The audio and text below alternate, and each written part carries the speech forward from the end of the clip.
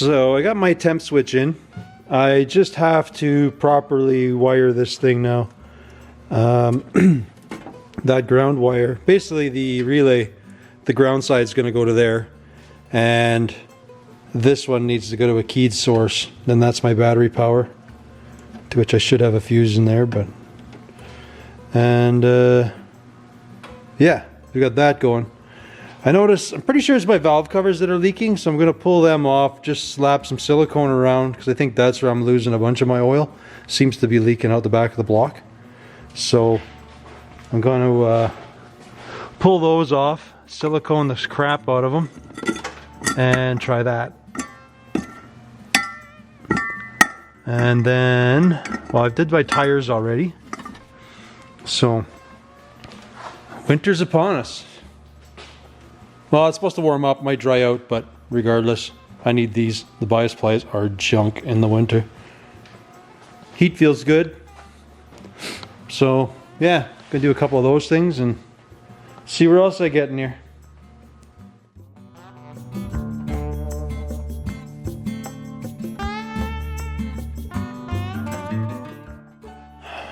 Okay, got everything together. The temp switch seems to be a little weird because it wants to run all the time, so I'm kind of thinking that thing's no dang good. But I'll order another one. At least it's on, so the fan's on all the time, but I can deal with that. But that pretty much puts this sucker about ready for winter cruising. We got our Fandango winter tires on. They look crappy. I might paint some white walls on them just to bring back the styling.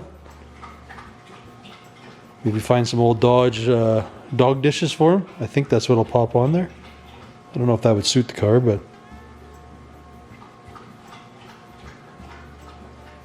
yeah.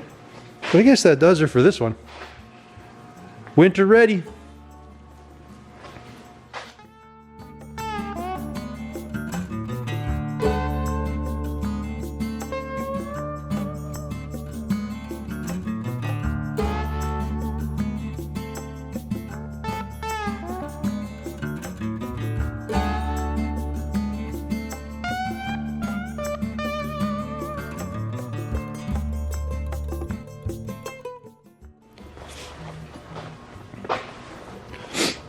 So we're just getting our wheels all winter ready. Might dust a little bit of paint on those. But my El Cheapo painted white walls turned out pretty nice. So we got ourselves some winter white walls.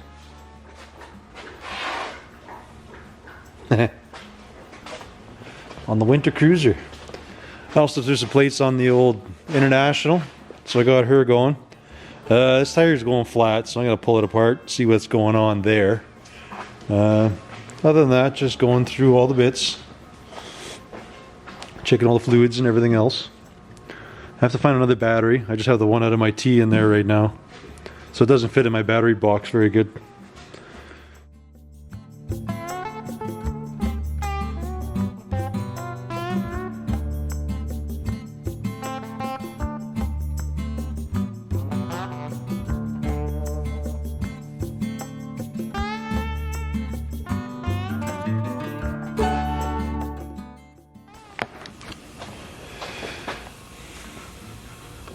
Pretty sure I know where my tire's leaking.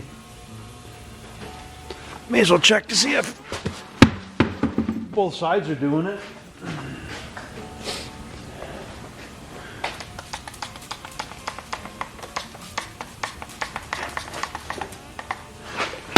Yeah, pretty much. I don't even have to finish this one. Crappy steel wheels. Well, steel wheels are easy to fix. Anyways, I'll just pop the beads and slab some goop in there. It should be golden. So, it's not really much of a... I used to use the right stuff, but then my dad came by one day and he was fixing some tractor tires and he just had this stuff. I kind of mocked him about it, but ended up it works really good. So, I pretty much just... I coat in, I clean the rim off quick, just with a wire brush. I just spit some of that stuff all around. I know it looks like a mess, but then I just grab some brake clean after. We grab that. Because that kind of, whatever, just regular old brake clean. Cleans that all up. Pop the bead back on. Test it quick. Spurts it. Golden. So, and just watch you don't spit yourself with it. I don't want that. Just careful, I don't want that thing that spits at me.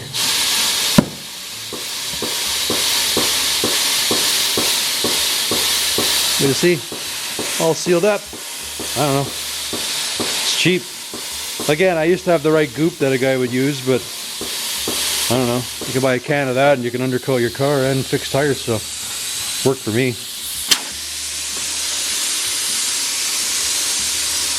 This is hard to do one-handed.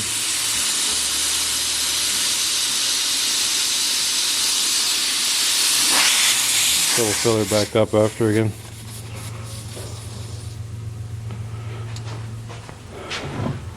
So, the trick is pretty much that.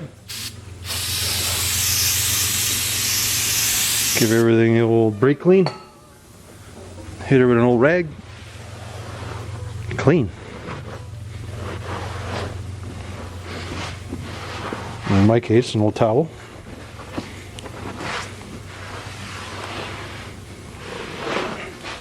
It may be a little farmer, but it works good.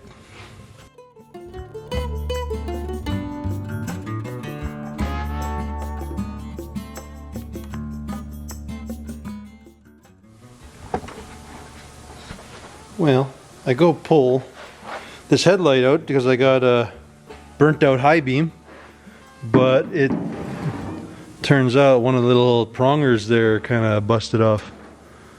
So, I think I fixed it once before.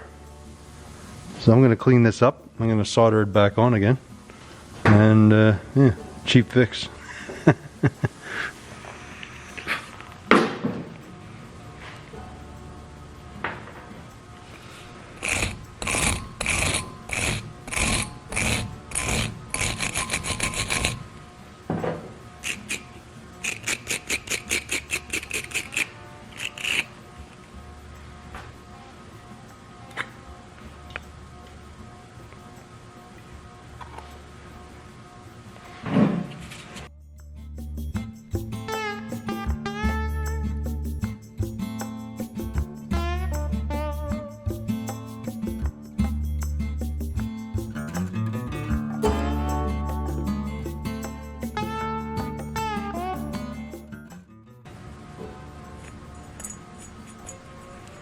Alright, well, let's put that back together and see.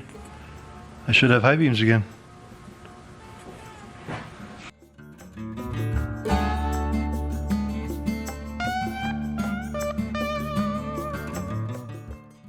By the way, if there's anybody out here in Manitoba that has one of these parts trucks, that'd be neat. I could use a new grill section. And maybe even some headlight rings would be pretty cool if somebody had some out there. If you got, hit me up.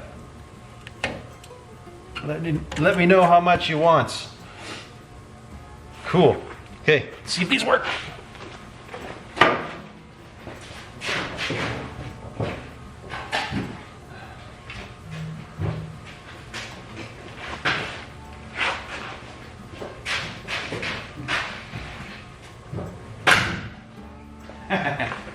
Cool. Perfect. Well, that was easy. Easy, and I didn't have to buy anything. A little bit of solder. Cherry. So that pretty much gets this one good to go.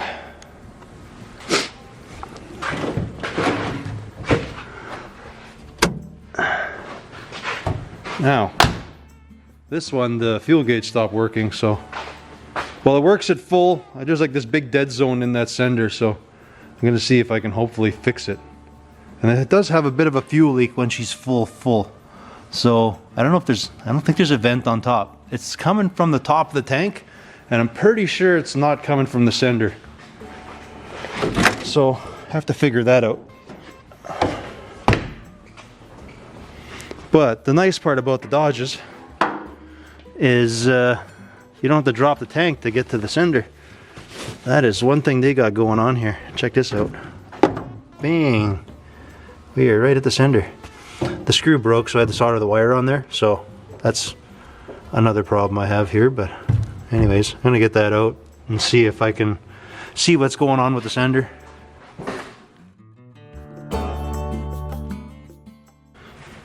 So my sender's not wanting to play anything other than full and empty.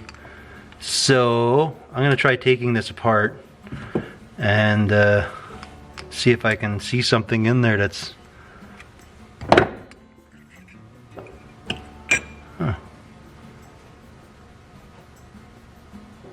like, honestly, everything looks good in there.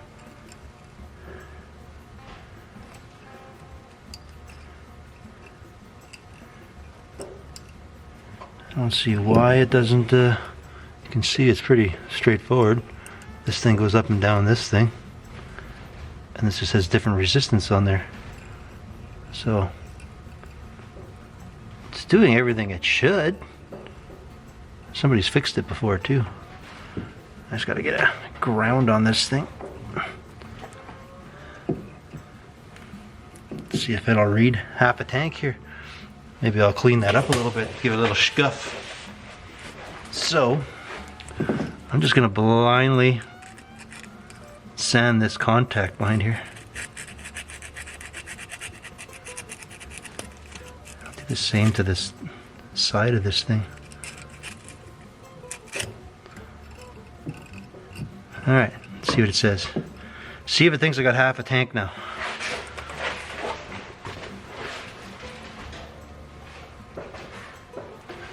Negative. So I've been testing this, and for some reason when it's down there I got power, but there's a 0 anywhere else. I guess this dongle is just buggered inside. I'm gonna see if I can maybe find the tiny ass wire and see if I can get it to connect maybe. I don't know. Might have to desolder it here and try to figure this out. So I'm pretty sure this is the ticket. This is what I came up with. This is a sender off of, this is the totally wrong sender, but it's off of like a 2000 pickup, one of those I had. I kind of crimped off the excess junk that was the old sender.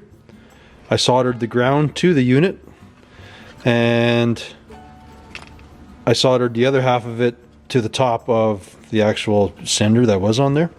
So the crappy part with this thing is the ohm reading is like completely wrong. So at full tank it only shows half a tank, so I kind of set this thing just a little under half a tank, or just a little over half a tank, so it reads pretty much till sort of empty. I'll have lots of fuel, at least have a gauge. It's going to tell me something.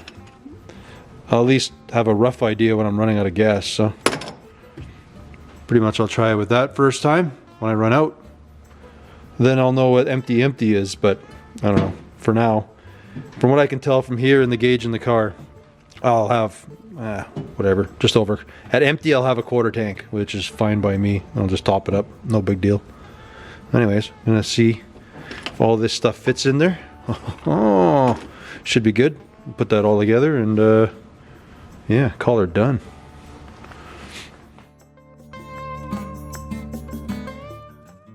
Well, it pretty much puts a wrap on this one. I now have a fuel gauge that works. Look at that. Half a tank. So that means I'm full. Till it starts moving, then I'm around a half a tank. Put a radio in. Look at that. One I found in that Merc. Yeah. Well. I left my lights on. Well, this one's good to go. Guess that does it for this one. Thank you guys for watching. we'll catch you on the next one. Thanks.